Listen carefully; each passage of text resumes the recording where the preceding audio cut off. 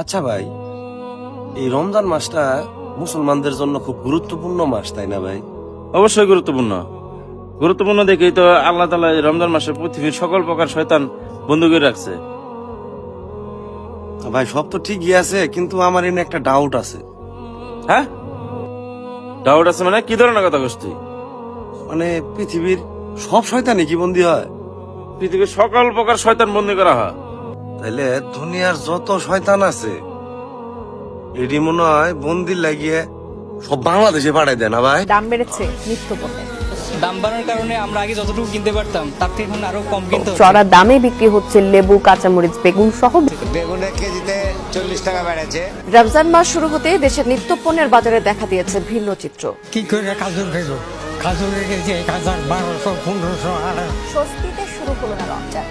রমজানের প্রথম দিনেই সারা দেশে চড়া নিত্যপণ্যের বাজার।